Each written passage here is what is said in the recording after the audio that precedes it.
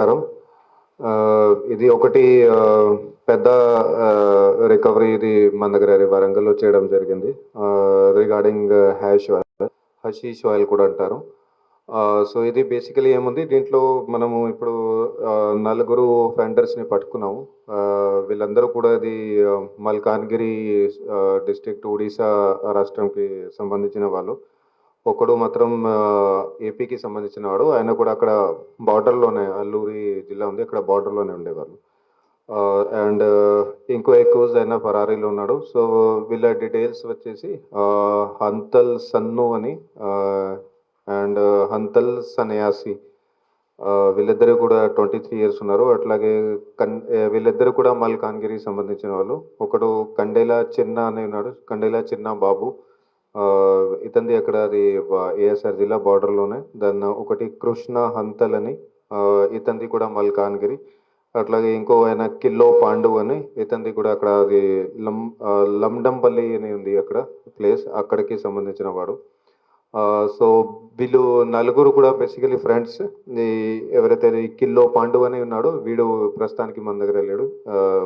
Available లేడు. ఇతన్ని కూడా పట్టుకుంటాము. సో, ఏమైంది అంటే దీంట్లో వీళ్ళు ఫస్ట్ A1 to A4 ఎవరైతే ఉన్నారో సన్ను, సన్యాసి, చిన్న బాబు అట్లాగే హంతల్. వీళ్ళు నలుగురు ఫ్రెండ్స్ ఉన్నారు. అక్కడ అది ఒడిశా రాష్ట్రంలోనే బేసికల్లీ అక్కడ అది గాంజా కల్టివేషన్ చేసుకొని రెగ్యులర్‌గా అమ్మే వాళ్ళు ఉన్నారు. ఇప్పటివరకు కూడా మన దృష్టికి రాలే వాళ్ళు. అండ్ వాళ్ళ పాత నేర చరిత్ర కూడా చూసినాము. ఎక్కడ కూడా వాళ్ళ మీద క్రిమినల్ హిస్టరీ గానీ అలాంటివి ఏం లేదు. సో, దీంట్లో రెగ్యులర్‌గా వాళ్ళు చాలా టైం నుంచి చేస్తూ సప్లయర్‌గా పని చేస్తున్నారు. బ్యాక్‌గ్రౌండ్‌లో ఉండి ఇక్కడ కూడా ముందుకి రాలేదు.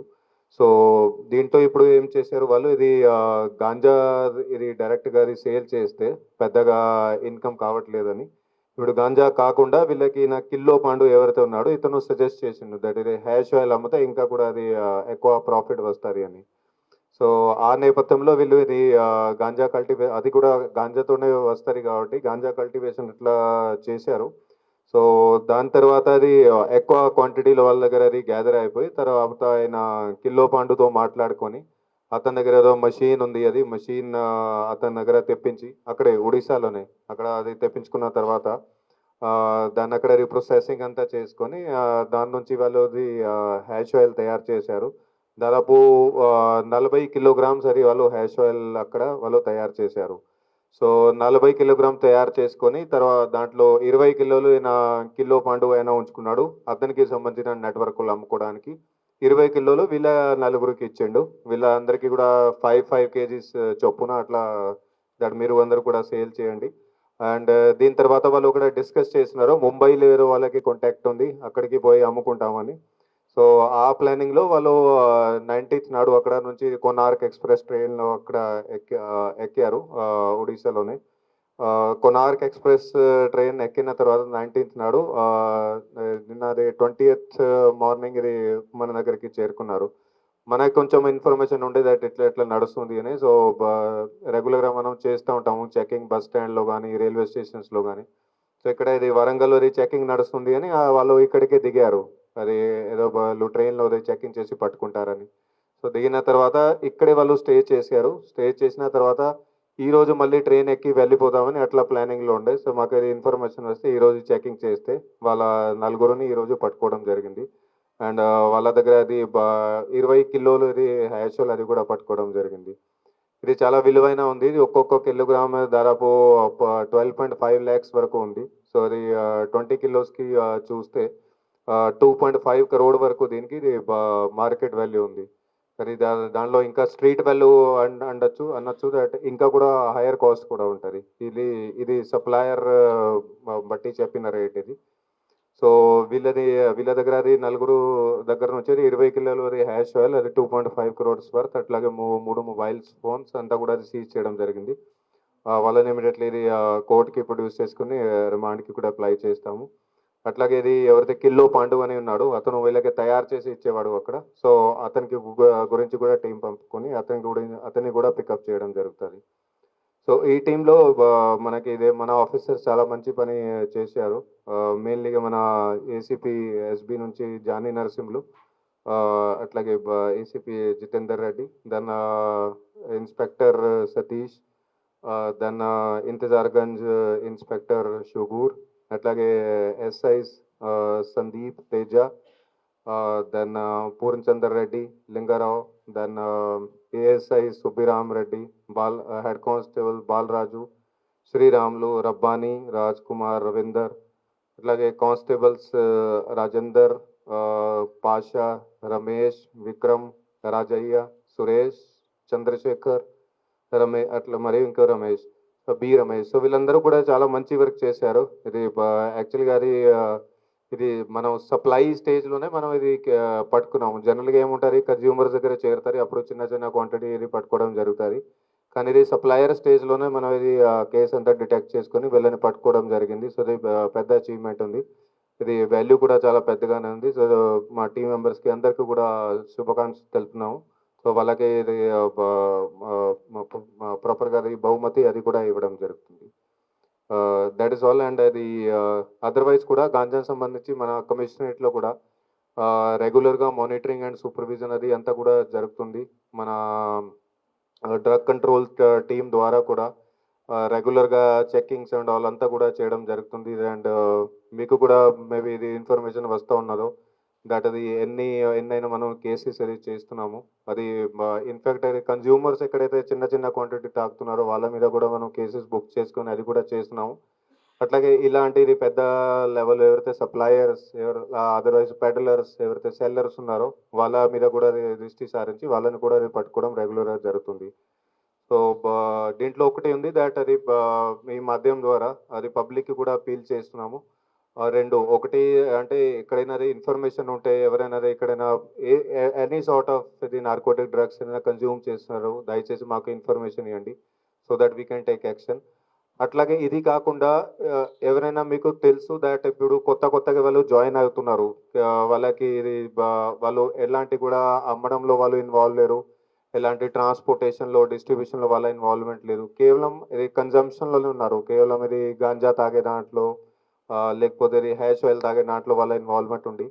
సో అలాంటి వాళ్ళ మీద చట్టంలోనే మనకి ప్రొవిజన్ ఉంది. వాళ్ళు ఒకవేళ వాళ్ళు ట్రీట్మెంట్కి ఒప్పుకుంటే దట్ మేము అక్కడ డిఎడిక్షన్ ట్రీట్మెంట్ మన దగ్గర డిఎడిక్షన్ సెంటర్ ఉంది, ఎంజిఎం హాస్పిటల్లో ఉంది, అట్లాగే నర్సంపేట గవర్నమెంట్ హాస్పిటల్లో ఉంది, దెన్ జనగాం గవర్నమెంట్ హాస్పిటల్లో కూడా ఉంది. సో వాళ్ళు ట్రీట్మెంట్కి ఒప్పుకుంటే పూర్తి ట్రీట్మెంట్ చేస్తే అక్కడ తీసుకుంటే వాళ్ళది అక్కడ హాస్పిటల్ నుంచి సర్టిఫికేషన్ వాళ్ళకి ఇవ్వడం జరుగుతుంది. నలుగురు డిఎడిక్షన్ ట్రీట్మెంట్ తీసుకున్నారు. ఒకవేళ అట్లా వాళ్ళు పూర్తిగా ట్రీట్మెంట్ తీసుకుంటే వాళ్ళ మీద కేసు ఏదైతే ఉన్నదో ఫుల్ కేసు విడ్రావల్ అయిపోతుంది. సారీ, చట్టంలోనే ఎన్డీపీఎస్ చట్టంలోనే అది ప్రొవిజన్ ఉంది. సో మీ మాధ్యమం ద్వారా అట్లాంటి ఎవరైతే యువకులు మన దగ్గర ఉంటారో వాళ్ళకి అందరికీ కూడా అది రిక్వెస్ట్ చేస్తున్నాము. మీరు అలాంటి వాళ్ళు ఉంటే మీరు సొంతంగానే ఎట్లా చేస్తున్నారా అంటే మీరు కూడా మాకు చెప్పండి. డిఎడిక్షన్ గవర్నమెంట్ చూసి టోటల్గా ఫ్రీ ఉంటుంది. మీ కెరియర్ మీ లైఫ్ అది కూడా సేవ్ అవుతుంది. అట్లాగే మీ మీద కేసు ఏదైనా ఉంటే అది కేసు కూడా టోటల్గా విత్డ్రాల్ చేయడం జరుగుతుంది. అండ్ మీరు కూడా అది నార్మల్గా మీ ఫ్యూచర్ మీ లైఫ్ మీ ఫ్యామిలీ తోటి మీ కెరియర్స్ని మీరు కూడా ప్రాపర్గా పర్సూ చేయొచ్చు. ఆయన కిలో పండు ఆయన ఉంచుకున్నాడు, ఆయన వేరే దగ్గరికి అమ్ముకుంటానని అతన్ని కూడా పట్టుకుంటాము. ఇక్కడ వాళ్ళు 20 కేజీస్ తెచ్చారు. ఇక్కడ కాదు, వాళ్ళ డెస్టినేషన్ ముంబై ఉండే. యాక్చువల్లీ ట్రైన్లో పోయి అక్కడ ముంబైకి పోయి అక్కడ అమ్ముకుంటామని. ఇప్పుడు మ్యాక్సిమం అది గత కొంతకాలం నుంచి ట్రెండ్ ఏం నడుస్తుంది అంటే ట్రైన్లో డైరెక్ట్గా వాళ్ళు ముంబై కానీ పుణే కానీ అక్కడక్కడ వేరే వేరే బెంగళూరు కానీ వేరే వేరే సిటీస్కి వెళ్ళి అక్కడ వాళ్ళ రిసీవర్స్ ఉంటారు, or maybe even Goa. So అక్కడ రిసీవర్స్ ఉంటారు, అక్కడ వాళ్ళ డైరెక్ట్గా పోయి అమ్ముకోవడానికి ఎట్లా ప్లానింగ్ చేస్తున్నారు. ఇంతకుముందు కూడా అది మీకు గుర్తుంటారు దట్ అది రఘునాథ్పల్లి పోలీస్ స్టేషన్ పరిధిలో అక్కడ కూడా మేము పట్టుకున్నాము. సో దాంట్లో కూడా సేమ్ ఉండే, అక్కడ ఒడిశా నుంచి బయలుదేరి డైరెక్ట్ వాళ్ళ ఎండ్ పాయింట్ ఉండే ముంబైలో. సో అక్కడ అది వాళ్ళు స్లమ్స్లో ఎక్కడెక్కడ వాళ్ళు అమ్ముకుంటారు. సో ఆ కేసులో కూడా మేము అక్కడ సప్లయర్ని పట్టుకున్నాము, అట్లాగే ఎవరైతే అక్కడ తీసుకునే వాళ్ళు ఉన్నారు ముంబైలో వాళ్ళని కూడా పట్టుకోవడం జరిగింది. కానీ ఎండ్ పాయింట్ మన దగ్గర అది వరంగల్ కానీ తెలంగాణ అట్లా ఎండ్ పాయింట్ ఉండట్లే, ఓన్లీ ట్రాన్సిట్ పాయింట్ లాగానే ఉంటుంది. ఇది రెగ్యులర్గానే ఉంటాయి, మ్యాక్సిమం గాంజా ఉంటుంది, కానీ ఇది హ్యాషోల్ అంటే ఇంకా కాన్సన్ట్రేటెడ్ ఫార్మ్ ఉంటుంది. దానికి టీహెచ్సీ కంటెంట్ చాలా హై ఉంటుంది, సొంత ఈజీగా తయారు కాదు, కానీ వాళ్ళు ఎప్పుడైనా వస్తుంటే పట్టుకుంటూ ఉంటాం. అది యాక్చువల్లీ మన దగ్గర చట్టం ఉంది, cigarettes and other tobacco products act, COTPA అంటారు. సో ఇది యాక్చువల్లీ ఇంకా కూడా డ్రైవ్ నడుస్తుంది, పూర్తిగా కాలేదు. అందుకే దీనికి సంబంధించి ప్రెస్‌కి ఏం వివరణ ఇంకా చేయలేదు. బట్ మీరు అడిగారు కాబట్టి చెప్తున్నాము. దాంట్లో సెక్షన్ 6 ప్రకారంగా ఎలాంటి కూడా ఎడ్యుకేషనల్ ఇన్‌స్టిట్యూషన్, స్కూల్ కావచ్చు, కాలేజ్ కావచ్చు, ఇంకా ఎనీ అదర్ ఎడ్యుకేషనల్ ఇన్‌స్టిట్యూషన్ దానికి 100 యార్డ్స్ పరిధిలోని ఎలాంటి కూడా అది టొబాకో సంబంధించిన షాప్స్, టొబాకో, గుట్కా అలాంటి షాప్స్ అవి ఉండకూడదు. అది చట్టం ద్వారా నిషేధం ఉంది. కానీ కొన్ని కొన్ని చోట్ల ఏమున్నాయి అక్కడెక్కడో నడిపిస్తున్నారు. అట్లాగే మనకి జువెనైల్ జస్టిస్ యాక్ట్ ఉంది. దాంట్లో సెక్షన్ 77 ప్రకారంగా చిన్న పిల్లలకి, జువెనైల్స్‌కి ఎవరైనా ఇలాంటి పదార్థాలు అమ్మితే వాళ్ళ మీద అది కేస్ అయితది. వాళ్ళు లోపలికి కూడా వెళ్తారు. సో, ఇవి 2 చట్టాలుగా మనము అది సేకరించి ఇది ఒకటి డ్రైవ్ ఇక్కడ ఇంతకుముందు వరంగల్‌లో స్టార్ట్ చేసినాము. అన్ని ప్లేసెస్‌లోని ఎక్కడైనా స్కూల్ గానీ, కాలేజ్ గానీ దానికి 100 యార్డ్స్ పరిధిలోనే ఎలాంటి కూడా షాప్స్ ఉంటే వాటి మీద యాక్షన్ తీసుకోవడం జరిగింది. అండ్ ఇంకా కూడా కంటిన్యూ అవుతుంది. డైలీ మనకు కేసెస్ అవుతున్నాయి. సో, దీంట్లో ఒకటి సంతోషమైన విషయం ఏముంది థాట్ కొంతమంది దాంట్లో వాళ్ళు వాళ్ళ షాప్స్‌ని షిఫ్ట్ చేసుకుంటున్నారు. అది ఒకటి సంతోషం ఉంది. వాళ్ళు 100 మీటర్ పరిధి దాటుకొని అట్లా పెడుతున్నారు. ఇంక వేరే వాళ్ళు ఏం చేస్తున్నారంటే, వాళ్ళు ఇప్పటి నుంచి మేము ఇది ఇట్లాంటి పదార్థాలు గుట్కా గానీ, టొబాకో గానీ అమ్మము అని అది గూడా వాళ్ళు హామీ ఇస్తున్నారు. సో, అట్లాగే వాళ్ళ మీద వాచ్ కూడా చేస్తాము. ఇంకా ఫ్యూచర్‌లో గూడా చేస్తే దాన్ని ఖచ్చితంగా ఇంకా నెక్స్ట్ లీగల్ యాక్షన్ కూడా ఉంటుంది. ఒకటిది ఏముంది మనది కొంచెం అలవాటు కూడా అయిపోయింది. ఎలాంటి మనకు కూడా క్రిమినల్‌ని పట్టుకుంటే ఇమ్మీడియేట్‌లీ రాస్తారు గాంజా బ్యాచ్. దానికి యూరిన్ టెస్ట్ ఉండదు, ల్యాబ్ టెస్ట్ ఉండదు, ఏముండదు. ఇది జస్ట్ సెన్సేషన్ కోసం ఇమ్మీడియేట్‌గా రాసిస్తారు. సేముంది పోలీస్‌కి తెలియకముందు, లాబొరేటరీకి తెలియకముందు, హాస్పిటల్‌కి తెలియకముందు, డాక్టర్స్‌కి తెలియకముందు మీడియాకి తెలుస్తుంది వాళ్ళు గాంజా బ్యాచ్ అని. అది ఒకటి చాలా ఏమనాలి నాకు అర్థం కాలేదు. మీడియాకి అంతా సూపర్ ఇన్ఫర్మేషన్ ఉంటుంది. దట్ అక్కడ వాడు గాంజా బ్యాచ్ అని. కానీ ఆ ఇన్ఫర్మేషన్ మీడియా మాకు ఏం షేర్ చేయట్లేదు. దట్ అక్కడ గాంజా బ్యాచ్ ఉంది వాళ్ళని పట్టుకోండి. ఓకే. సో ఇది ఒకటి లెట్ మీ ఫినిష్. సో ఇది ఒకటి సర్ప్రైజింగ్ థింగ్ ఉంది అది. ఎక్కడైనా అని క్రిమినల్ ఉంటే మీడియాలో ఇమీడియట్‌లీ చెప్తారు గాంజా బ్యాచ్ అని. కానీ ఆ ఇన్ఫర్మేషన్ మీడియా కూడా మాకు షేర్ చేయాల్సింది యాస్ పర్ లా. సీఆర్‌పీసీలో ఉండే, బీఎన్ఎస్ఎస్ఎస్‌లో ఉంది. ఎనీ సిటిజన్ వాళ్ళు మీకేమైనా క్రిమినల్ యాక్టివిటీ గురించి ఇన్ఫర్మేషన్ ఉంటే you are duty bound. As per law you have to share with police. So మీడియాకి అంతా తెలుసు ఎక్కడెక్కడ గాంజా బ్యాచెస్ ఉన్నాయి కానీ ఇన్ఫర్మేషన్ ఏం షేర్ చేయట్లేదు. ఆగండి, ఆగండి, ఆగండి. So that is one thing. Okay. ప్రతి క్రిమినల్‌ని ఎట్లా గాంజా బ్యాచ్ అని ఎట్లా కన్వర్ట్ చేస్తున్నారు. That is one thing. Secondly I agree. గాంజాది కన్జంప్షన్ ఉంది. That is there. సో దాని గురించి నేను ఆల్రెడీ ఇంతకుముందు చెప్పినాను. దట్ మేము సప్లయర్స్ మీద కూడా యాక్షన్ తీసుకుంటున్నాము. అట్లాగే ఎవరైతే తాగే వాళ్ళు ఉన్నారో వాళ్ళ మీద కూడా యాక్షన్ తీసుకుంటున్నాము. అట్లాగే పబ్లిక్‌కి కూడా మీ మాధ్యమం నుంచి మళ్ళీ కూడా రిక్వెస్ట్ చేస్తున్నాను. ఎవరైతే కన్స్యూమర్స్ ఉన్నారో సిర్ఫ్ ఓన్లీ కన్జంప్షనే చేస్తున్నారు. వాళ్ళ మీద చట్టం ప్రకారంగా వాళ్ళ మీద క్రిమినల్ యాక్షన్ విత్‌డ్రా చేసుకునే కూడా పరిస్థితి ఉంది. ఆన్ ద కండిషన్ దట్ వాళ్ళు ఫుల్ డీ అడిక్షన్ ట్రీట్మెంట్ తీసుకుంటారు. మీడియాకి ఇన్ఫర్మేషన్ మాకంటే ఎక్కువ వస్తుంది. డాక్టర్ చెప్తున్నాడు ఇంటర్ కోర్స్ జరగట్లేదు. పోలీస్‌కి ఎలాంటి కూడా దానిలో ఆధారాలు లేవు. ఓకే. బట్ మీడియాకి తెలుసు దట్ అక్కడ రేప్ అయింది. గ్యాంగ్ రేప్ అయింది. అండ్ దాని తర్వాత గ్యాంగ్ ద్వారా మర్డర్ కూడా చేయడం జరిగింది.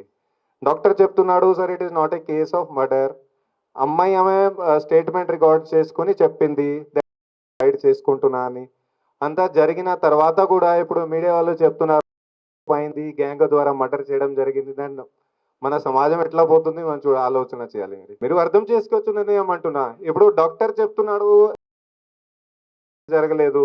Then where is the question of కదా.